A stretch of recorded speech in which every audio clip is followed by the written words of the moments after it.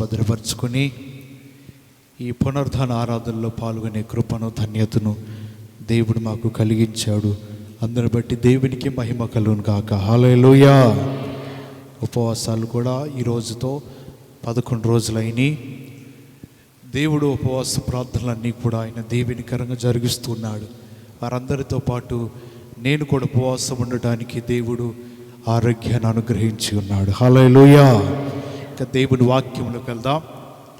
అందరూ పరిశుద్ధ గ్రంథాలు తెరిచినట్లయితే యోబు గ్రంథము 9వ అధ్యాయం 8వ వచనాన్ని చదువుకుందాం. యోబు గ్రంథము 9వ అధ్యాయం 8వ వచనం.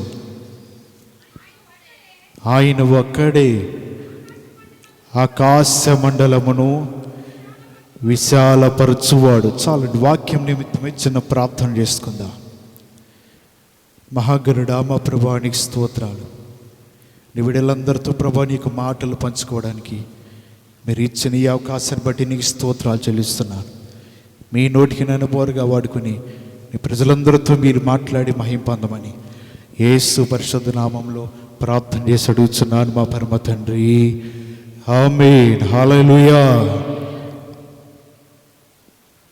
మనం చదివిన మాట యోబు గ్రంథము 9వ అధ్యాయం 8వ వచనాన్ని చదివాం. ఆయన ఒక్కడే ఆకాశ మండలమును విశాలపరచువాడు. ఈరోజు పగటి కాల సమయంలో మన అంశం ఏంటంటే దేవునికి పంచభూతాల మీద అధికారాలు ఉన్నాయి. ఏంటి అవి పంచభూతాలంటే? 1 ఆకాశము, 2 భూమి, 3వది చెప్పండి, 3వది ఏంటిది? గాలి, 4వది నీరు, 5వది అగ్ని. అన్నిటి మీద కలిపి దేవునికి అధికారాలు ఉన్నాయి. ఈ 5 మాటల మీద ఈరోజు మన వర్తమానం నడవబోతుంది. 5 పాయింట్లు కూడా మీకు చూపిస్తాను. మొదటిది మనం చూసేది ఏంటిది? ఆకాశము. దేవునికి మొదటిగా ఆకాశము మీద అధికారం ఉన్నది. ఏ విధంగా అధికారం ఉన్నదంటే, ఒక మనిషిని బ్రతికించాలన్నా ఆకాశము ద్వారానే బ్రతికించబడతాడు. ఒక మనిషికి శాపం రావాలన్నా, ప్రాణం పోవాలన్నా అది కూడా ఆకాశం నుంచే. ఈ 2 మాటలు దేవునికి ఆకాశం మీద ఉన్న అధికారం గురించి మనం నేర్చుకోబోతున్నాం. మొదటిగా చూసాము, ఆయన ఎలాంటి వాడంట? ఒక్కడే ఆకాశ మండలమును విశాలపరచువాడు. ఆకాశ మండలమును విశాలపరచడం అంటే దేవునికి సర్వ అధికారాలు ఈ భూమి మీద ఉన్నాయి. ఆయన ఆకాశంకు ఆజ్ఞాపించగా ఆకాశం మాటను బట్టి నడుస్తూ ఉంటుంది. ఆయన మాట సలివేగా ఆకాశం ఆయనకు లోబడుతూ ఉంటుంది. ఎందుకంటే దేవుడు మాట్లాడితే సర్వ సృష్టి కూడా ఆయన మాట ఆలకించడానికి ఏదైనా సిద్ధంగా ఉంటుంది. హల్లెలూయా. ఎందుకంటే పాత నిబంధన గ్రంథంలో అనేక మంది ప్రవక్తలు ఉన్నారు, భక్తులు ఉన్నారు. వారు మాట సలివేగా సృష్టి లోబడింది వారి మాటకి. అది ఆకాశమే కానీ, సముద్రములే కానీ, నదులే కానీ, భూమే కానీ, అగ్ని, నీరు, ఇవన్నీ కూడా పాత నిబంధన గ్రంథంలో ఉన్న భక్తులకి, ప్రవక్తలకి, ఆయన ఇష్టలైన వారికి లోబడింది. మరి ఈరోజు మన జీవితాలకి ఏం లోబడుతుంది ఈ సృష్టిలో? ఈ పంచభూతాలు 5 ఉన్నాయి కదా, ఇవి మనకి లోబడుతున్నాయా? మనకు లోబడవలసింది ఏంటిదంటే, మన మీదకు వస్తున్న శోధనల మీద మనం అధికారం కలిగి ఉండాలి. మన మీదకి వస్తున్న బాధల మీద అధికారం కలిగి ఉండాలి. మనకు వస్తున్న రోగాల మీద మనం అధికారం కలిగి ఉండాలి. మనకు వస్తున్న శోధనల మీద మనం అధికారం కలిగి ఉండాలి. ఈ 5 మీద దేవుడు అధికారిగా ఉంటాడు. మనం ఉండవలసింది ఏంటిదంటే, మనకు వస్తున్న వాటిని ఎదిరించడమే. అపవాది శక్తుల మీద మన అధికారం ఉండాలి. సాతాను శక్తుల మీద అధికారం ఉండాలి. ఈ లోకంలో క్రైస్తవుడని వాడు వీటి మీద అధికారం కలిగి ఉంటే అది మన జీవితానికి ఎంతో నెమ్మదిస్తూ ఉంటుంది. హల్లెలూయా. పాత నిబంధన గ్రంథంలో ఏలియా మాట్లాడుతున్నాడు.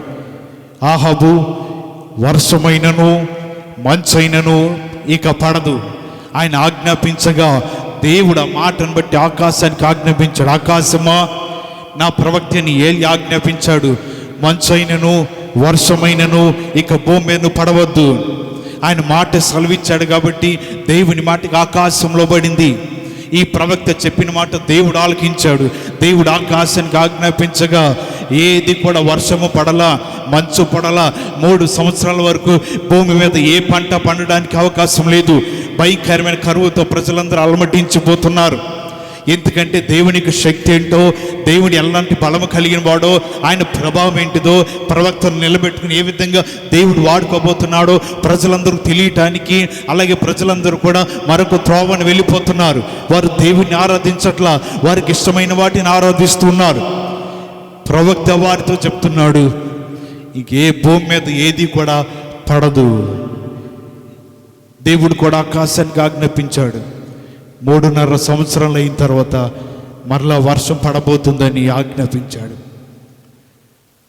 ఆ మాట ఆయన నమ్మలేకపోవచ్చు, కానీ దేవుడు సెలవిచ్చినట్లుగానే 3 సంవత్సరాల వరకు ఆకాశం మూయబడింది. ఎందుకు తెలుసా?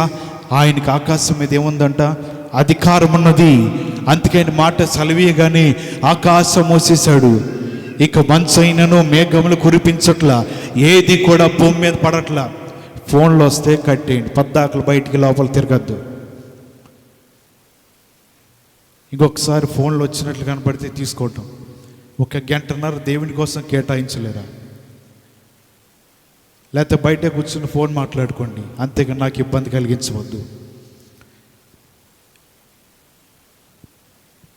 దేవునికి మహిమ కలుగును గాక. హల్లెలూయా. ఈయన మాట్లాడుతున్నాడు, ఆకాశానికి ఆజ్ఞాపిస్తున్నాడు. ఆయన ఆజ్ఞను దేవుడు అంగీకరించాడు, ఆయన ప్రార్థన దేవుడు అంగీకరించాడు.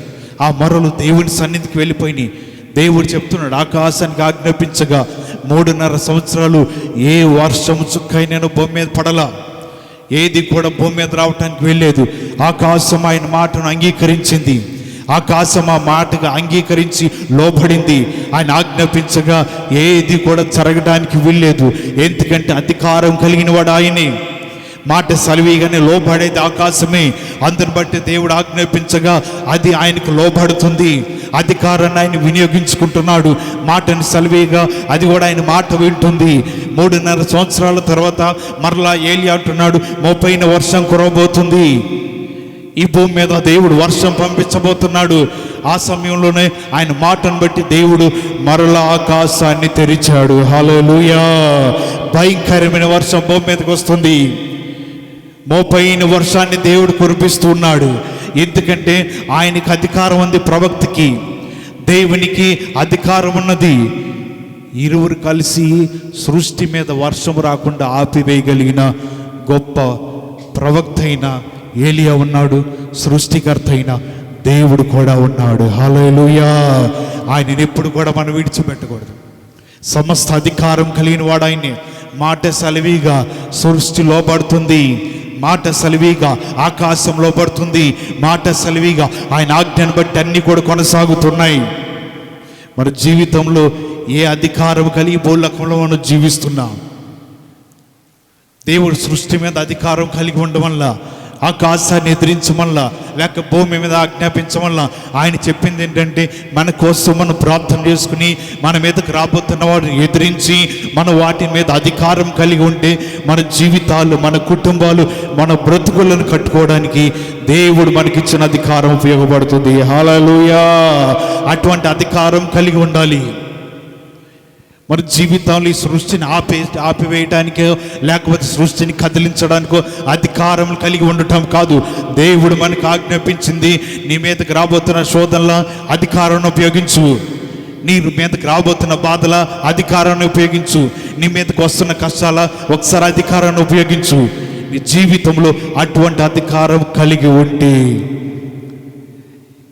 మన జీవితానికి మనకి విలువ ఉంటుంది, మన కుటుంబానికి గౌరవం ఉంటుంది, అన్నిటిని కూడా మనం చూడగలం. ఏలియా అలాగే చేశాడు. వారందరూ ఆశ్చర్యపోతున్నారు, భయపడుతున్నారు. ఆయన మాట కాదనలా దేవుడు. ఆజ్ఞాపించగా ఆజ్ఞను తీసుకున్నాడు. ఆకాశం కూడా లోబడింది. ఆకాశం చెవులు లేకపోయినా, స్వరం లేకపోయినా, చూపు లేకపోయినా దేవుడు ఆజ్ఞాపించాడు, ఆకాశమా మరలా చెప్పు, దినము వరకు మంచైనను వర్షమైనను భూమి మీద పడవద్దు. ఆయన కూడా మనలాంటి మనిషేనంట. ఏలియా కూడా మనలాంటి స్వభావం కలిగిన వాడే. కానీ మాట సలివిగా దేవుడు అంగీకరించాడు. ఆ మాటను బట్టి అది ఆగిపోయినది. మరలా మాట సలివిగా భూమి మీద సమృద్ధైన వర్షం పడుతుంది. ప్రజలందరికీ అది ఉపయోగపడుతుంది. ఇది ప్రజలకు ఉపయోగపడే మాట. అంటే దేవుడు ఆకాశానికి ఆజ్ఞాపించగా వర్షం ఆగింది, మరల భూమి మీదకి వచ్చింది. రెండవది ఏంటిదంటే ప్రజల యొక్క ప్రాణాలు తీసి దేవుని ఉగ్రతకు గురి అయిపోయింది. సొదొమ గొమొర్రా పట్టణం అంతా నాశనం చేయడానికి దేవుడు ఆకాశానికి ఆజ్ఞాపించాడు. ఆకాశమా వడగండ్లు ఆ ప్రాంతాలు కురిపించు. ఏ మనిషి బ్రతకడానికి వీల్లేదు. ఏ మొక్కయు ఏ గడ్డియు చిన్న గడ్డి పరక కూడా వండడానికి వీల్లేదు. ప్రచండమైన ఆ ఆకాశం నుంచి అగ్ని వడగండ్లన్నీ కూడా పడుతున్నాయి. ఏది కూడా బ్రతకల, అన్నీ కూడా అగ్నికి అన్నీ కాలిపోతున్నాయి, అన్నీ బూడిదైపోతున్నాయి. ఎందుకంటే దేవుడు ఆజ్ఞాపించాడు, నా ప్రజలైన వారు చెడిపోయి ఉన్నారు, నా ప్రజలైన వారు త్రోవ తప్పి ఉన్నారు, వారు పాపంలో పడి ఉన్నారు, నన్ను తిరస్కరించారు, నా మాటలన్నీ కూడా వారు పెడచెవును పెట్టారు. అందుకని ఆకాశమా నా ఆజ్ఞకు లోబడి ఆ ప్రాంతం అంతా కూడా అగ్ని వడగండ్లను కురిపించు. హల్లెలూయా. అవి పడుతూ ఉంటే ప్రాంతంలో పొగలగిస్తుంది, ప్రాంతమంతా దేవుడు కాల్చివేస్తున్నాడు. ఎందుకంటే వారందరినీ కూడా దేవుడు నాశనం చేయడానికి ఒక ఆలోచన కలిగి ఉన్నాడు. పాపాలు చేస్తూ ఉన్నారు, అతిక్రమాలు చేస్తూ ఉన్నారు, వారి జీవితంలో దేవునికి దూరం అయిపోయారు, వారు తమ ఇష్టం వచ్చిన నడక నడుస్తున్నారు, వారి అనేక జీవితాలు చెడిపోయి ఉన్నాయి, వారి బ్రతుకులు బాగోలా. దేవుడు చూశాడు, వీరు ఇలాగే కొనసాగుతుంటే ఈ భూలోకమంతా చెడిపోతుంది, అందుకని ఇక్కడ ఈ పాపాన్ని నేను తుడిచివేయాలి, వీరి జీవితంలో అతిక్రమాలన్నీ తుడిచివేయాలి. ఆకాశంతో మాట్లాడుతున్నాడు. మరలా అటువంటి వారు ఎన్నడూ లేవకోకుండా, అటువంటి వారు మళ్ళీ ఎన్నడూ కూడా మొలవకోకుండా అన్నిటినీ కాల్చివేయని ఆజ్ఞాపించగా ఆకాశము ఆ పట్టణాల్లో అగ్నిగుణం వడగండ్లు కుడిపిస్తుంది. అగ్ని గంధకములన్నీ ప్రాంతములు పడిపోయినాయి, ఎవరు బ్రతకలా. అబ్రహాము సహోదరుని కుటుంబం తప్ప అందరూ కాలిపోయారు. కారణం ఏంటంటే దేవుడు తనకు కావాలనుకుంటే ఆకాశం నుంచి సమృద్ధైన వర్షం పంపించగలడు. లేదు, ఆయన ఉగ్రత గురైతే ఆకాశం నుంచి అగ్ని వడగండ్లు పంపించగలడు. ఆకాశము మనిషిని బ్రతికించగలదు, మనిషి ప్రాణం తీయగలడు. రెండు అధికారాలు ఆకాశానికి దేవుడిచ్చాడు. మాట సలివిగా లోబడుతుంది, అది మాట సలివిగా చెప్పిన పని చేస్తుంది, మాట సలివిగా ఆయన ఎట్లా చేయమన్నాడు వాటన్నిటిని చెయ్యటానికి ఆకాశము ఆయన మాటను వింటుంది. హల్లెలూయా. ఎందుకంటే సర్వాధికారాలు ఆయన కలిగి ఉన్నాయి, సర్వాధికారాలు ఆయన ఆలకిస్తున్నాడు. మన జీవితంలో ఈ భూలోకంలో మన పై అధికారులకు లోబడుతుంటాం, మన పైన నాయకులకు లోబడుతుంటాం, మన పైన ఉన్న పెద్దవారికి లోబడుతుంటాం. ఎందుకంటే వారి అధికారానికి మనం ఏం చేయాలి? లోబడాలి. వారి అధికారానికి మనం శిరస్సు వంచి నిలబడవలసింది. కానీ దేవుని మాటకి సృష్టి లోబడుతుంది, ఆకాశం లోబడుతుంది. ఆయన మాట సలివికి ఆకాశం ఆయన మాటను అంగీకరిస్తుంది. సృష్టిని ఎలా నడిపించాలో, ఏ విధంగా ఉండాలో అన్నీ కూడా ఆ మాటను బట్టి ఆకాశములన్నీ కొనసాగుతున్నాయి. ఎటువైపున సూర్యుడు ఉండాలి, ఎటువైపున చంద్రుడు ఉండాలి, ఎటువైపున నక్షత్రములు ఉండాలి, అన్నిటిని కూడా దేవుడు ఆజ్ఞాపించాడు. అవి అలాగే కొనసాగుతున్నాయి. అధికారం కలిగిన నామములు ఆయన ఆజ్ఞాపించాడు, అవన్నీ అలాగే కలిగిన వాటి పని వాటి చేసుకుంటున్నాయి. హల్లెలూయా. మన జీవితంలో ఈ లోకంలో ఉన్నప్పుడు మనం ఎలాంటి అధికారం కలిగి ఉన్న లోకంలో మనకు వచ్చిన మన వ్యక్తిగత సమస్యల మీద అధికారం లేకపోయిందేమో, మనకు వచ్చిన వ్యక్తిగత బాధల మీద మనకి అధికారం లేదేమో, మనకు వచ్చిన మన రోగాలను తొలగించుకోవడానికి కొన్నిసార్లు అధికారం లేదేమో. మనం ఎప్పుడైతే దేవుని సన్నిధి నుండి అధికారాన్ని సంపాదించుకుంటామో ఈ లోకంలో అన్నీ కూడా మనకి లోబడుతూనే ఉంటాయి. అన్నిటిని మన అధికార బలముతోనే వాటిని ఎదిరించడానికి దేవుడు కృపను అనుగ్రహిస్తూ ఉంటాడు. హల్లెలూయా. మా 5 మాటలు ఎన్ని మాటలు చూసాం? ఒకటి ఏంటిది? ఆకాశం. రెండవది భూమి. భూమి ఏ విధంగా దేవునికి లోబడుతుంది, ఏ అధికారంతో ఆయన ఆజ్ఞాపిస్తున్నాడో అదే కీర్తనల గ్రంథము 24వ కీర్తన, కీర్తనల గ్రంథము 24వ కీర్తన మొదటి వచనాన్ని చదువుకుందాం. భూమియు దాని సంపూర్ణతయు లోకమును దాని నివాసులను యెహోవాయే. హల్లెలూయా. భూమియు దాని సంపూర్ణత అంటే భూమియు అది మొత్తము కూడా, దానిలో ఉన్న నివాసులు కూడా అన్నీ ఎవరు అంట? దేవునివే. మనందరం కూడా ఎవరి వారము? దేవుని వారమే, ఆయన పిల్లలమై ఉన్నాం. ఎందుకంటే ఆయన భూమి మీద రెండవదిగా అధికారం కలిగి ఉన్నాడు. భూమిలో ఉన్న నరులందరి మీద ఆయన అధికారం కలిగి ఉన్నాడు. భూమి మీద ఉన్న మనుషుల మీద ఆయన అధికారం కలిగి ఉన్నాడు. అన్నీ కూడా నావే, మీరందరూ నా చేత సృష్టించబడ్డారు, నా చేత మీరు తయారు చేయబడ్డారు, నా చేత మీరు సృజించబడిన వారు, నా జీవాత్మ మీలో ఊదాను. అందుకని భూమియు దాని సంపూర్ణతయు దానిలో నివాసులందరూ కూడా యెహోవా వశమే. హల్లెలూయా. అందుకని ఆయన భూమిని తనకు లోపరుచుకుంటున్నాడు. దేవుడు చెప్తున్నాడు, అయ్యా భూమి మీద ఉన్న ప్రజలు బాల్యం నుంచే వారు ఏమైపోయారంట? చెడిపోయారు. నోవాహు వారి తలంపులు చెడ్డవి. నేనేదో కంగారు పడి వారి పాపములు వారి దోషములు చూడలేక ఉగ్రతను పంపించి జలప్రలయాన్ని పంపించి భూమిని నాశనం చేశాను. ఇక నేను నాశనం చేయను. చిన్ననాటి నుంచే వారి తలంపులు చెడ్డవి, వారి ఆలోచనలు చెడ్డవి, వారి మనస్తత్వాలు బాగోలా. ఎందుకంటే సృజించిన తర్వాతే చెప్తున్నాడు, మానవులు చేసినందుకు నా హృదయం నొచ్చుకుంది. భూమి మీద వారందరూ చెడిపోయి ఉన్నారు. ఇంకెప్పుడు కూడా ప్రళయం రానినా? వారు చెడిపోయారా? వారి జీవితాలు పాడైపోయినా? వారి జీవితాలు నాకు వ్యతిరేకంగా ఉన్నారా? అది ఒకనొక దినం నేను చూసుకుంటాను. అంతేగాని మాటికి ప్రళయం పంపించి ప్రజల్ని నాశనం చేయను. వారి చిన్ననాటి నుంచే పాడైపోయిన ప్రజలు. నరుని తలంపులు అంత మంచివి కాదు, చెడ్డవి. మరి ఏంటయ్యా, మరలా ఉగ్రత వస్తే ఏంటి పరిస్థితి? ఆకాశములో నా ధనస్సు నుంచేదను. అది నా ఉగ్రత దినమును జ్ఞాపకం చేస్తుంటుంది, ప్రళయ దినమును జ్ఞాపకం చేసుకుంటూ ఉంటా. నోవాహు దినాల్లో జరిగిన ఆ జల ప్రళయాన్ని గురించి నేను గుర్తు చేసుకుంటా. మరలా తిరిగి అటువంటి ప్రళయం రావటానికి నేను ఎంత మాత్రం ఇష్టపడను. ఎందుకంటే ప్రజలందరూ వారి హృదయాలు నాకు తెలుసు, వారి తలపులు నాకు తెలుసు. అందుకే ఇంకెన్నడూ కూడా అట్లా చేయను అని దేవుడు ఆజ్ఞాపిస్తున్నాడు. కాబట్టి ఆకాశంలో ఇంద్రధనుస్సు వచ్చిందంటే మన ఆహా ఓహో అనుకుంటా ఫోటోలు తీస్తుంటాం. దేవుని ఉగ్రత వచ్చిందే.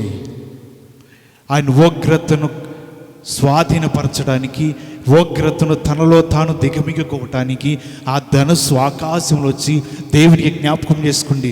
అయ్యా సృష్టికర్తమైన యెహోవా ఒక మాట చెప్తావు. నోవాహు దినాల్లో భయంకరమైన జలప్రళయం వచ్చింది. పర్వతాలు సహితం మునిగిపోయినాయి, అన్నీ కూడా నాశనం అయిపోయినాయి.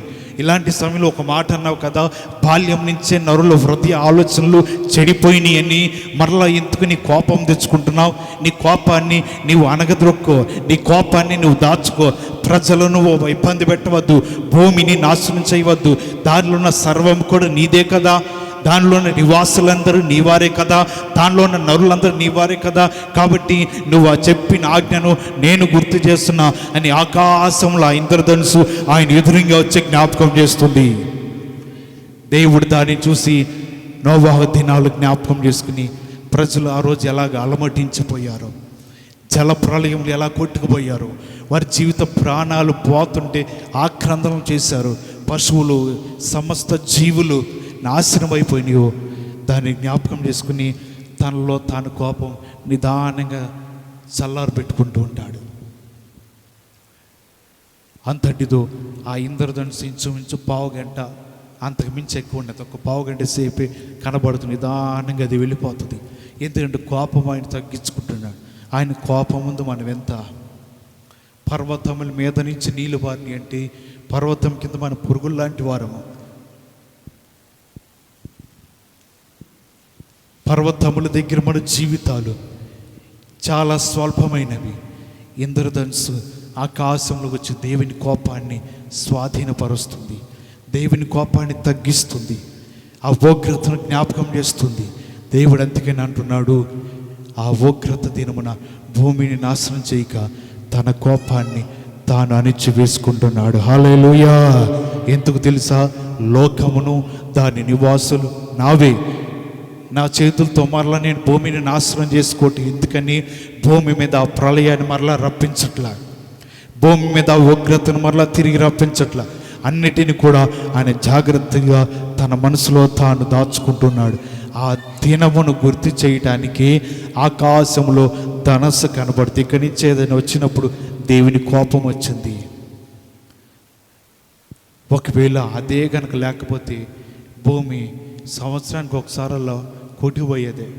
అది రాబట్టి అయ్యా నువ్వు నిదానంగుండు, భూమి నువ్వంటే భయపడుతుంది, ఆకాశము నువ్వంటే భయపడుతుంది, సృష్టి భయపడతారు. కానీ మానవులకు భయం లేదని భూమి నాశనం చేయవద్దు. తన కోపాన్ని, తన ఉగ్రత దినను ఆ ధనస్సు జ్ఞాపకం చేసుకొనగా దేవుడు తన కోపాన్ని చల్లారి పెట్టుకుంటున్నాడు. హల్లెలూయా. తన కోపాన్ని తాను రగలుకోకుండా చూసుకుంటున్నాడు. మన జీవితాలు ఆయన ముందు మన జీవితాలు ఎంత, ఆయనే తన కోపాన్ని అణిచివేసుకున్నాడు. అధికారం ఉంది. నోటితో మాట్లాడినా చాలు, తన బాహుబలం చాపినా చాలు, తన కళ్ళతో సైకి చేసినా చాలు, సృష్టి అంతా నాశనం చేయగలడు. కానీ అంత యేసు ప్రభువారే, తండ్రి అయిన దేవుడే కోపాన్ని అణిచివేసుకుంటున్నప్పుడు ఆయన ముందు మనం ఏ పాటి వారమే. మన జీవితాల్లో కూడా అటువంటి పరిస్థితి వస్తే మనము కూడా దేవునిని జ్ఞాపకం చేసుకోవాలి. ఆయన కలిగిన ఓర్పు, ఆయన కలిగిన సహనము, ఆయనకి అధికారాలు కలిగి ఉన్న జాగ్రత్తగా తన జీవితంలో కోపాన్ని దాచిపెట్టుకుంటున్నప్పుడు మన జీవితంలో కూడా అదే విధంగా దేవునిలో కొనసాగుతూ ఉండాలి. హల్లెలూయా. అటువంటి బ్రతుకును కలిగి ఉండాలి. 1987 సంవత్సరం జాన్ డేవిడ్ అనే భక్తుడు ఓడలో ప్రయాణం చేస్తున్నాడు.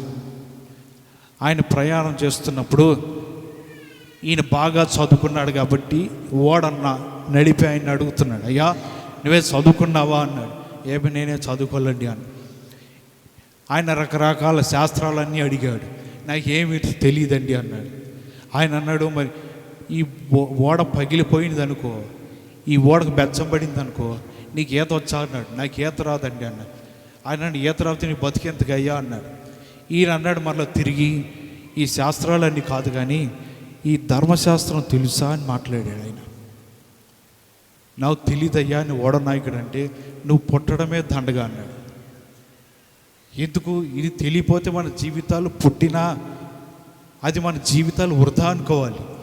దీనికోసమే మనం పుట్టాం, దానిని స్వతంత్రించుకోవడానికి పుట్టాం, ఆ రాజ్యంలో అడుగు పెట్టడానికి పుట్టాం. ఈ శాస్త్రం తెలియపోతే, ధర్మశాస్త్రం మన జీవితాలకు తెలియపోతే ఎలాగా? ఈ భూలోకంలో అన్నిటిని మనం నేర్చుకుంటాం, అన్నిటిని అవలంబిస్తుంటాం. కానీ ధర్మశాస్త్రం తెలియకపోతే ఆ భక్తుడు చెప్పాడు ఆ సమయంలో, నువ్వు పుట్టడం కూడా దండగేనయ్యా, దీన్ని నేర్చుకుంటే నీ పుట్టకు ఒక పరమార్థం ఉంటుంది. హల్లెలూయా. నీ పుట్టకు విలువ ఉంటుంది, ఎందుకంటే దీన్ని నేర్చుకోవాలని చెప్తున్నాడు. ఆయన అధికారం కలిగిన వాడు కాబట్టి భూమిని తన స్వాధీనపరుచుకుంటూ నాశనం చేయట్లా. యేసు ప్రభువు వారి లోకంలో సంచరిస్తున్న దినాల్లో పక్షవాయు గలవాడిని చూసి, నీ పాపములు క్షమించబడి పరుపెత్తుకుని పరిగెత్తవయ్యా అన్నాడు. అక్కడ దేవునికి వ్యతిరేకంగా నిలబడిన వారు అంటున్నారు, అయ్యా ఈయన దేవదోషం చేస్తున్నాడు, ఈయనకి పాపములు క్షమించడానికి అధికారం ఎక్కడిది? ఈయన అలా మాట్లాడుంటే మంచిది కాదు కదా. పాపములు క్షమించబడాలంటే మా మోషే ధర్మశాస్త్ర ప్రకారం ఏ గొర్రెనో మేకనో తీసుకొచ్చి యాజకుడికి ఇచ్చి దాన్ని బలి అర్పించి నా పాపములు కడగబడే వరకు అక్కడ నేను నిలబడి ఉండాలి. అది కదా సిద్ధాంతం. ఈయనేంటి తన నోటితో చెప్తున్నాడు, క్రియల ద్వారా కాకుండా నీ పాపములు క్షమించబడినట్టున్నాడు అని వారందరూ కూడా హేళన చేస్తున్నాడు. ఆయన అన్నాడు, మనుష్య కుమారునికి పాపములు క్షమించుటకు అధికారము కలదు. హల్లెలూయా. మీరిచ్చింది కాదు అధికారం, ఇది మీ ద్వారా పొందుకున్నది కాదు. నేను తండ్రి యొద్ద నుంచి ఇక్కడ బయలుదేరుతున్నప్పుడే సర్వ అధికారాలు పొందుకొని వచ్చా. నాకు అధికారం ఉన్నది. పాపములు క్షమించడానికి నీ అధికారిని, రోగులను ముట్టుటకు నాకు అధికారం ఉన్నది, వారిని స్వస్థపరచుటకు అధికారం ఉన్నది, విశ్రాంతి దినమున మరణించిన వారిని లేపుటకు కూడా అధికారం ఉన్నది. నీ పాపం క్షమించవండి, నువ్వు వెళ్ళవయ్యా అన్నాడు.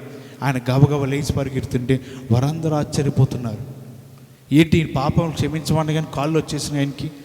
ఆయన లేచి పరిగెడుతున్నాడే, తన సామాన్లన్నీ వేసుకుని పరుపు వేసుకుని అన్ని పరిగెడుతున్నాడు. ఎందుకంటే దేవునికి అధికారం ఉన్నది భూమి మీద. నాకు భూమి మీద పాపములు క్షమించడానికి అధికారం ఉన్నదయ్యా. మీరు మాట్లాడవద్దు అనగానే యేసు అద్భుతాన్ని అక్కడ చేయగలిగాడు. ఎందుకంటే భూమి మీద ఉన్నప్పుడు యేసుకు అధికారం ఉన్నది, పరలోక రాజ్యంలో ఉన్నప్పుడు అధికారం ఉన్నది. భూమి మీద ఉన్నప్పుడు యేసు ప్రభు సర్వాధికారాలు పొందుకుని ఉన్నాడు. ఆకాశంలో తండ్రి కూడా సర్వాధికారాలు ఉన్నాయి.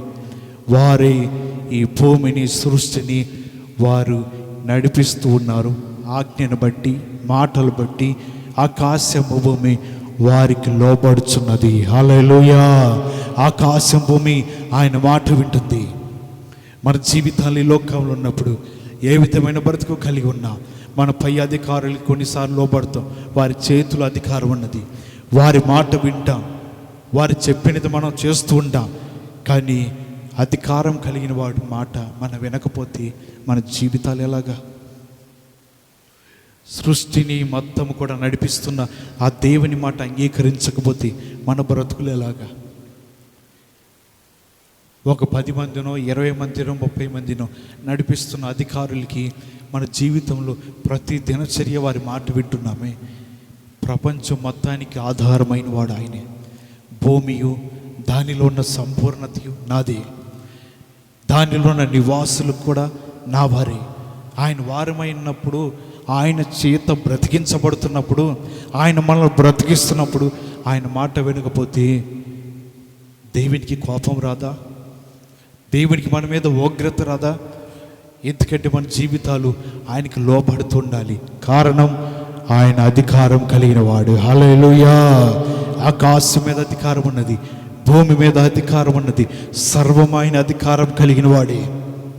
దేవునికి మనం లోబడకపోతే, దేవుని మాట మనం అంగీకరించకపోతే, ఎందుకైనా అంటున్నాడు, నాకు పాపములు క్షమించుటకు అధికారం ఉన్నది, భూమిని కాపాడుటకు అధికారం ఉన్నది. భూమి మీద ప్రతి మానవులు కూడా బ్రతికించడానికి ఆయన అధికారం కలిగిన వాడు. భూమి మీద సమస్త జీవులు బ్రతికించబడటానికి కూడా ఆయన అధికారం కలిగి ఉన్నాడు. అలాంటి అధికారి అయిన దేవునికి మన దినదినము కూడా లోబడాలి. లోబడకపోతే మన జీవితం ఏ పాటిది ఆయన ముందు? మన జీవితం ఏ పాటి వారం దేవుని ముందు? ఒకసారి జ్ఞాపకం చేసుకోవాలి. ఆకాశము దేవుని మాట విన్నది, భూమి దేవుని మాట విన్నది. ఆయన అధికారం కలిగిన వాడు. మూడవది ఏంటిదంటే ఏంటి చెప్పండి? గాలి. గాలి ఆయన మాట వింటుందంట. ఎటువంటి గాలి తెలుసా? మామూలు గాలి కాదు, సుడిగాలి. 85వ కీర్తన, బైబిల్ గ్రంథం నుంచి 85వ కీర్తన 15వ వచనాన్ని చదవండి. 83వ కీర్తన 15వ వచనం. నీ తుఫాను చేత వారిని తరుముము, నీ సుడిగాలి చేత వారికి భీతి పుట్టించుము. హల్లెలూయా. సుడిగాలి చేత ఎవరికంట భయం కలిగించేది? శత్రువులకు. దేవునిని ద్వేషించు వారికి సుడిగాలి చేత వారికి ఏం కలుగుతుంది? భయం కలుగుతుంది. దేవుడు గాలిని పంపించగా ఆ గాలిని చూసి వారు భయపడిపోతున్నారు. ఎందుకంటే ఇప్పుడు గాలి పెద్దగా మనుషులు చూసేది లేదు. పాత కాలంలో, తాతల కాలంలో తుఫాన్లు వచ్చినాయి, గాలి వచ్చినాయి అంటే మనిషి ఇక్కడి నుంచి అక్కడ ఎగిరిపడతాడు, నిలబడేవారు కాదు. ఇప్పుడు మొబ్బబట్టింది అట్లా ఇంట్లో దూరి తలుపులు వేసుకున్నారు. బయట ఏం జరుగుతుందో ప్రపంచం బయటకు తెలియదు. కానీ ఆ రోజులు వారు పూరి గుడిసెల్లోనూ రేకులలోనే వారు ఉండేవారు. అలాంటి సమయంలో గాలి వచ్చినా, తుఫాన్లు వచ్చినా భయం వారికి. ఏ నివాసం ఉంటుందో, ఎగిరిపోతుందో, మేము ఉంటామో ఉండమో భయం వారికి. ఎందుకంటే గాలి వారిని భయపెడుతూ ఉంటుంది. సుడిగాలి వారికి భయాన్ని పుట్టిస్తుంది. ఫరో భయపడ్డాడు. అయ్యా మోషేని పిలవండి. తూర్పు గాలి చేత మిడతలన్నీ చీడపడ్డాయి. ఈ భూమి అంతా కూడా కప్పబడిపోయింది. అన్నీ కూడా నాశనం అయిపోతున్నాయి. పొలాలు నాశనం అయిపోతున్నాయి, ఇల్లు నాశనం అయిపోతున్నాయి, అన్నీ పాడైపోతున్నాయి. ఆయన పిలవండి అయ్యా అంటే గబగా మోషే వచ్చి ప్రార్థన చేయగా మరలా ఏ గాలి వచ్చిందంట? తూర్పు గాలి వచ్చి ఆ మిడతలు అక్కడ వాలటానికి గాలిలో కొట్టుకొచ్చింది. మరలా ఏ గాలి వచ్చింది? మరి పోవాలంటే ఏ గాలి వస్తుందో చెప్పండి? తూర్పు గాలి వచ్చి మిడతలు అక్కడ పడ్డాయి. మళ్ళీ పోవాలంటే ఏ గాలి రావాలి? పడమటి గాలి రావాలి, తూర్పు గాలి వస్తే మళ్ళీ ఇస్రాయేల్ మీద పోతాయి. అయ్యి పడమటి గాలి రావాలి, అటు నుంచి ఇటు వచ్చినాయి కదా, తూర్పు నుంచి. తూర్పు ఎటు అటు చూస్తారండి, తూర్పు నుంచి గాలి వస్తే పురుగులు మిడతలన్నీ ఇటు వచ్చేసినాయి అంట. మరలా మోషే ప్రార్థన చేయగా పడమటి నుంచి గాలి వచ్చి ఈ మిడతలన్నీ వెళ్ళి ఎర్ర సముద్రంలో పడ్డాయి. హల్లెలూయా. ఇవన్నీ కూడా చచ్చిపోయిన ఎర్ర సముద్రంలో పడి. అటువంటి మిడతలు మరలా రాలేదు, రావు కూడా. ఎందుకంటే ఆ మిడతలు వారు చూడలేకపోయారు. ఏదో వర్షం పడి ఆగిపోతే రెక్క పురుగులో ఒక 100-150 లైట్ కింద ఉన్నాయి అనుకోండి, వాటిని దులిపడానికి ఇట్టగంటాం. అవి తల్ల దూరతాయి, ఇక ఒళ్ళంతా బాగుతూ ఉంటాయి. వాటిని తప్పించుకోవడానికి మనం నానా యాతనలు పడతాం. నేల కనపడకుండా మిడతలన్నీ కప్పివేసినాయి అడ్డ. ఆ మిడతలో నిదానంగా పోతాయా, అది ఎగిరి దూకిందంటే అంత దూరం పోతుంది. వారికి ఇంకా ఉండటానికి వీల్లేదు, గృహాల్లో ఉండటానికి అవకాశం లేదు. ఆయన భయపడిపోయాడు. గాలికి మిడతలన్నీ ఎడగొట్టుకొచ్చేసరికి మోషేని పిలవండి, ప్రార్థన చేస్తాడు. ఆయన ప్రార్థన చేయగా అన్నీ పోయినాయి అంట. ఎందుకంటే గాలికి అంత అధికారం వచ్చాడు దేవుడు. ఆయన సలబీయగా అవన్నీ కూడా వచ్చేసినాయి. మరలా మోషే ప్రార్థన చేసి దేవునికి తెలియచేయగా దేవుడు మరలా గాలి పంపించగా అవన్నీ కూడా పోయినాయి. హల్లెలూయా. కారణం ఏంటంటే దేవునికి గాలి మీద అధికారం ఉన్నది. గాలి వచ్చినప్పుడు కొన్నిసార్లు భయపడుతుంటా, కొన్నిసార్లు మన జీవితాలకు భయం పుట్టిస్తూ ఉంటుంది గాలి. కొన్నిసార్లు దాన్ని చూస్తూ భయపడతాం, అమ్మ ఏమి ఎగిరిపోతాయో, మన జీవితంలో ఎగిరిపోయాడు పడతామేమో అని. గాలి, తుఫాను, వర్షము, మెరుపులు, పిడుగులు వీటిని చూసి మనం భయపడుతూ ఉంటాం. అవన్నీ కూడా మానవులకి లోపడకపోవచ్చు, కానీ సృష్టికర్త అయిన దేవునికి లోపడుతున్నాయి. హల్లెలూయా. ఆయన మాట సెలవిగా అవన్నీ కూడా వాటి మాట ప్రకారంగా నిలబడుతున్నాయి. ఈరోజు ఉదయం పల్లె ఇవ్వటానికి అన్నవరం వెళ్తే నేను చెప్పిన వాక్యానికి పాస్టర్ గారి మనసు మార్చేసుకున్నారు. ఈయన విశ్వాసులు మార్చుకుంటారు, మార్చుకుంది. ఏం చెప్పారు వాక్యం అంటే, ఈ అధికారం గురించి లోబడుతూ మన పైన అధికారులకి, నాయకులకు లోబడుతుంటాం. ఇప్పుడు ప్రభుత్వం వారు సేవకులకి 5,000 ఏదో వారు గిఫ్ట్ కానీ ఏదో ఇస్తున్నారు. అది దైవజనులు ఉన్నప్పుడు తీసుకోలే. ఆ తర్వాత ఇక నేను కూడా తీసుకోవడానికి అంత ఇష్టపడలా.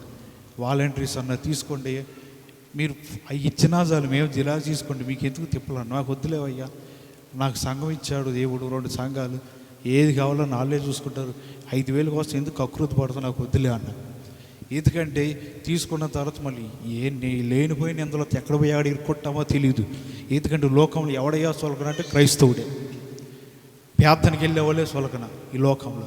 అందుకనే నాకు 5,000 తేవద్దు, నా జిరాక్స్లోనే కాగితాలు ఇవ్వను, ఏం వద్దులయ్యా, నేను తీసుకోనన్న. ఆ వంట తీసుకోవడానికి జిరాక్స్లు ఇచ్చేసిందంట, సంతకాలు పెట్టేసిందంట, అన్నీ అయిపోయినాయంట. ఆ చేసిన ఆయన కూడా చర్చిలోనే ఉన్నాడంట. అయ్యా అటు చేయి మాకు అంటుంది. ఏ అంటే అయ్యగారు తీసుకోవట్లేదు, వాళ్ళ నాన్నగారు కూడా తీసుకోలేదు, నాకు తెలుసు, అందుకనే నేను కూడా తీసుకోండి, నాకు 5,000 వద్దు, ఏం వద్దు, దేవుడే పోషిస్తాడు నన్ను. హల్లెలూయా. ఆయన అధికారానికి లోపడితే దేవుడు అన్నిటిని ఇస్తూ ఉంటాడు. ఆయన అధికారానికి మనం లోపడుతుండాలి. ఆయన అధికారానికి శిరస్సు ఉంచాలి. ఆమె అందరికి నేను 5,000 తీసుకోను, 10,000 తీసుకున్న దగ్గర నుంచి ఎలా ఆ 5,000 తినడానికి దిక్కులేక గవర్నమెంట్ డబ్బుతో బతుకుతున్నాడు అనొచ్చు. లేకపోతే ఆ ఇచ్చే 5,000 ఆయనకి ఏం బాధలు వచ్చాయో అవి కూడా తీసుకున్నాడు. ఎందుకంటే బాధలన్నీ క్రైస్తవులు సేవకుడు అనేవాడు ఉంటే తినాలి, లేకపోతే పస్తులు ఉండాలి. దైవజనులు అప్పుడప్పుడు చెప్తూ ఉండేవాడు, సేవకులకి ఇంతవరకు పాతకాలంలో సేవకుడు సేవకు పోతే సేవ పెట్టుకొని తీసుకుపోరా అనేవాళ్ళు. ఎందుకంటే సేవ అంటే బ్రతుకు, నిన్ను సంఘం పోషిస్తుంది, లేదా చచ్చిపో దాంట్లో పెట్టేసి తీసుకెళ్ళి అవతల పారేస్తారు. కానీ అంతేగాని ఈ జీవితం ఒక్కళ్ళ దగ్గరికి వెళ్ళి దేహి అని అడిగే జీవితము, అటువంటి పరిచర్య సేవ చేయకూడదని పాతకాలంలో చెప్పేవారు. అటువంటి పరిస్థితిని కలిగి ఉండాలి. అందుకని ఏది కూడా ధనమును ఆశించాల, దేవుడే ఆయన కలిగిన దాంట్లో ఇస్తూ ఉంటాడు, ప్రతి మార్గాలు తెరుస్తూ ఉంటాడు. ఏది కావాలో ఏది అవసరమో నాకంటే ముందుగా ఆయనకే తెలుసు. హల్లెలూయా. నాకంటే ముందుగా ఆయనకే కనిపెడుతుంటాడు. మన జీవితంలో సమస్త అధికారులకి మనం లోబడవచ్చు. ఏమన్నా ఈ మాట చెప్పి అధికారులు లోపడకూడదని, లోబడాలి. మీ నాయకులను మీరు గౌరవించాలి. బైబిల్ గ్రంథం చెప్తుంది, కానీ మరి జీవితంలో కొన్నిసార్లు వీటిని ఆశిస్తూ ఉంటాం. కానీ అలాంటివి మనం ఎన్నడూ కూడా ఆశించుకోకుండా దేవుని మీద మనం భారవేసి మనం జీవించినట్లయితే ఆయనే మనల్ని నడిపించగలడు. హల్లెలూయా. అది ఏం ఆశించి అమ్మఒడి పథకం పడుతుందండి వద్దంటారా? మరి ఆసరా పడుతుంది 18 వద్దంటారా? అదేదో నేస్తం పడుతుంది అది వద్దంటారా? ఆటో డ్రైవర్లకు డబ్బులు తయ్యి వద్దంటారా? అది మీ ఇష్టం, నేను తీసుకోమని చెప్పట్లా, తీసుకోవద్దు అని చెప్పట్లా. కానీ మన జీవితంలో కొన్నిసార్లు మనం దేవుని అధికారానికి కూడా మనం లోబడుతూ ఉండాలి. దేవుని మాటలు బట్టి మన జీవితాలు నడిపించబడుతూ ఉండాలి. ఈ లోకంలో మనం జీవిస్తున్నప్పుడు దేవుడు అంటున్నాడు, ఈ గాలి మనుషులకు భయాన్ని కలిగిస్తుంది. ఈ గాలి ప్రజలకు అనేక రకాలుగా వారిని భయపెడుతుంది. కారణం ఏంటో తెలుసా? గాలి మనుషులు భయపెడుతుంది, మనుషులు బ్రతికిస్తుంది. గాలి లేకపోతే ఎవరు బతుకుతారు? ఎవరు బ్రతకరు. భయపెట్టించేది అదే, బ్రతికించేది కూడా అదే. అటువంటి స్వభావము, అధికారము గాలి కలిగి ఉన్నది. హల్లెలూయా. 4వ మాట ఏంటి చెప్పండి? ఇప్పుడు చెప్పుకున్న మాటలు చెప్పండి. పని ఆకాశం 2వది, భూమి 3వది, 4వది నీరు. మార్కు రాసిన సువార్త 6వ అధ్యాయం. మార్కు రాసిన సువార్త 6వ అధ్యాయం 48వ వచనాన్ని చదవండి.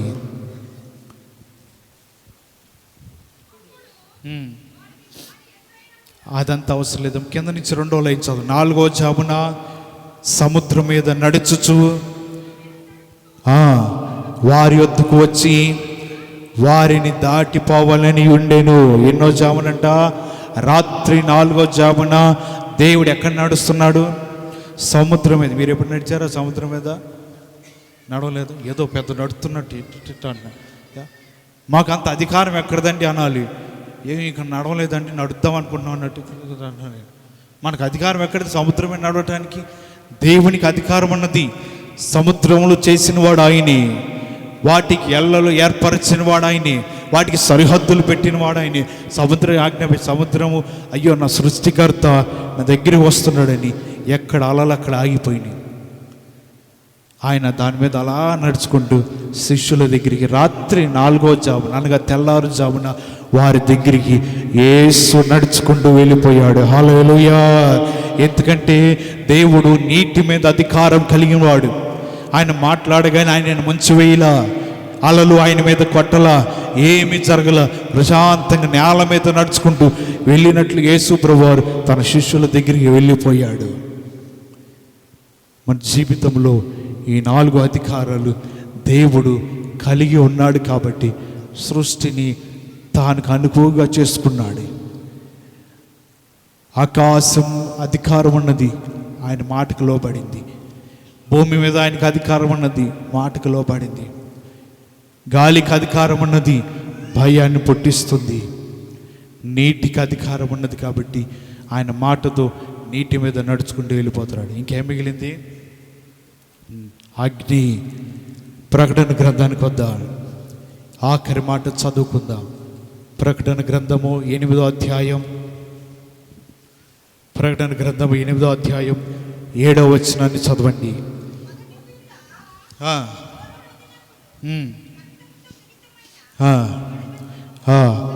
అగ్నియు పుట్టి భూమి పైన పడవేయబడెను, అందువలన భూమిలో 3వ భాగం కాలిపోయింది. 8వ వచనానికి వద్దాం. 2వ దూత అగ్ని చేత మండుచున్న పెద్ద కొండ వంటిది ఒకటి సముద్రంలో పడవేయను, అందువలన సముద్రంలో 3వ భాగము రక్తమాయను. హల్లెలూయా. ఒక భాగం ఏమైపోయిందంటే ఒక దూత అగ్ని వేయగా భూమిలో 3వ భాగం అయిపోయింది, నాశనం అయిపోయింది. సముద్రంలో మండుచున్న పెద్ద కొండ వంటిది పడవేయగా సముద్రం అంతా ఏమైపోయింది? రక్తమైపోయింది. అక్కడితో ఎన్ని భాగాలు పోయినాయి? అక్కడ ఒక 3 భాగాలు పోయినాయి. కాబట్టి దేవుని అగ్ని ఈ భూమి మీదకి ఆయన పంపించినప్పుడు సముద్రములు పాడవుతున్నాయి, భూమి పాడవుతుంది. ఎందుకంటే ఆయనకి అగ్ని మీద కూడా అధికారం ఉన్నది. హల్లెలూయా. ఆయన అధికారం ఉండుట ద్వారానే దేవుడు సృష్టిని నడిపిస్తున్నాడు. ఈ ఐదింటి మీద దేవునికి అధికారం ఉన్నది. ఈ ఐదింటి మీద దేవుడు మనం బ్రతికించాలన్నా ఐదింటి ద్వారా మనం బ్రతుకుతాం. మనం పోవాలన్నా 5 మన మీదకి వచ్చినా పోతాం.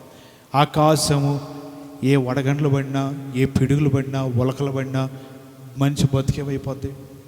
భూమి ఉన్నది, నెరలిడిచినా, భూమి కదిలిపోయినా, ఏమైపోయినా సరే మనిషి బ్రతకడు.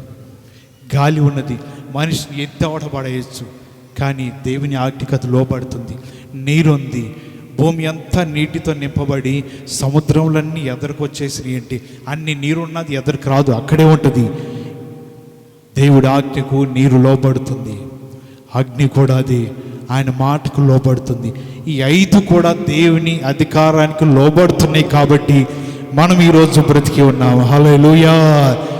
ఏంటని మాట వినేది? తయారు చేసాం అంతవరకే. నేనిక సృష్టిలో నరుల మీద నా ప్రతాపం చూపిస్తా అందనుకో, మనం ఎక్కడ ఉంటాం? మన జీవితాలు ఏమైపోతాయి? 5 మనం తట్టుకోవటం మన జీవితంలో అది జరగని పని. దేవుడు ఆజ్ఞాపిస్తేనే ఏదైనా జరుగుతుంది. దేవుడు మాట్లాడితేనే సృష్టి కదిలింపబడుతుంది. వాటి పని అవి జరిగిస్తే తప్ప ఆయన కాదని సృష్టి ఏది కూడా చెయ్యదు. ఎందుకంటే సర్వాధికారము కలిగిన వాడు మన దేవుడై ఉన్నాడు. హల్లెలూయా. ఇప్పుడు చెప్పండి, పంచభూతాల్లో ఎన్ని మాటలు వచ్చినాయి? మీరు చెప్తే నేను ముగిస్తాను. చెప్పండి. 5. ఒకటి ఏంటిది? ఆకాశం. రెండవది, మూడవది గాలి. నాలుగవది, ఐదవది అగ్ని. ఎన్నిటి మీద దేవునికి అధికారాలు ఉన్నాయి. ఈ లోకంలో మనకి కూడా దేవుడు కొన్ని అధికారాలని అనుగ్రహించును గాక. తలలు వంచండి, ప్రార్థన చేసుకుందాం.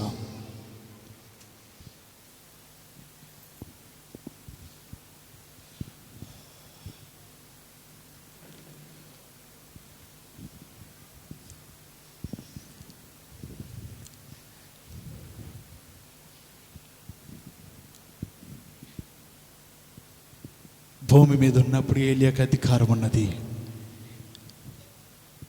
ప్రార్థించగా దేవుని అద్భుతాలు జరుగుతున్నాయి. ఆయన ప్రార్థించగా దేవుడు ఆకాశం మూసివేశాడు. ఆయన ప్రార్థించగా దేవుడు ఆకాశం నుంచి అగ్ని దిగి వచ్చి బయలు ప్రవక్తలందరి ముందు దేవుడు అతను హెచ్చించాడు.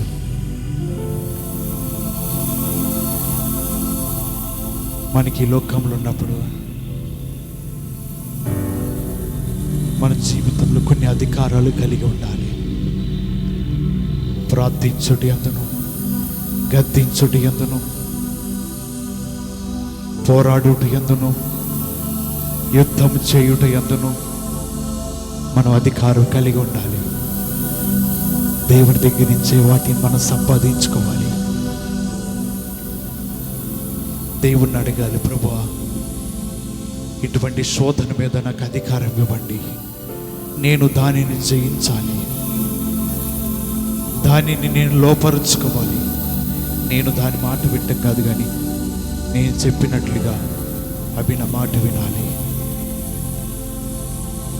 యేసు అంటున్నాడు, ఈ భూమి మీద పాపము క్షమించుటకు మనిషి కుమారునికి అధికారం ఉన్నది.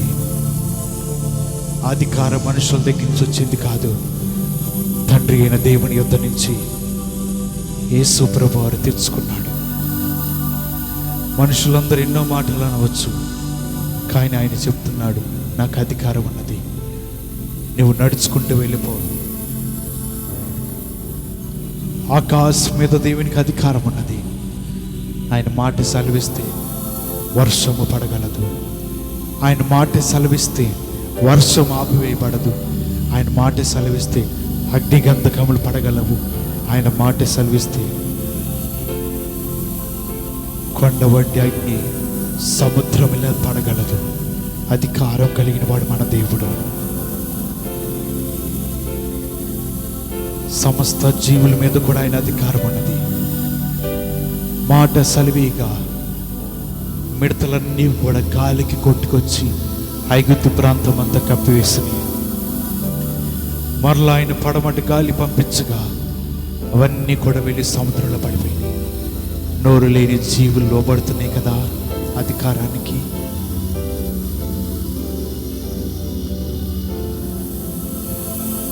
మాట్లాడలేని జీవులు అధికారానికి లోబడుతున్నాయి కదా. ప్రభువా, నేను నీకు లోబడుతున్నానా? నీకు ఎదురు నిలబడుతున్నానా? నీ మాట ఆలకించగా నీకేమని ఎదురు చెప్తున్నానా? దేవునికి అధికారం నుండి కూడా సృష్టిని ఆయన కాపాడుతున్నాడు, భూమిని కాపాడుతున్నాడు, నరులను కాపాడుతున్నాడు. అన్నీ కూడా ఆయనవే. కాబట్టి దేవుడు కోపం వచ్చినా, ఉగ్రత వచ్చినా, తాను అధికారం ఉండి కూడా జాతకాన్ని వాడలాగా ఉండిపోతున్నాడు. ఎందుకు తెలుసా? మన తలంపులు చెడ్డవని, మన ఆలోచనలు చెడ్డవని, బాల్యం నుంచి మన జీవితాలు తలంపులు చెడిపోయినవని దేవుడు గ్రహించి భూమిని నాశనం చేయట్లా. నీ జీవితాలు కలిగి ఉండవలసి ఏంటంటే అధికారం ఉండి కూడా ఆయన మనల్ని బ్రతికిస్తున్నాడు. ఉగ్రతను కురిపించగల శక్తి ఉండి కూడా మనల్ని బ్రతికిస్తున్నాడు. మన జీవితాలని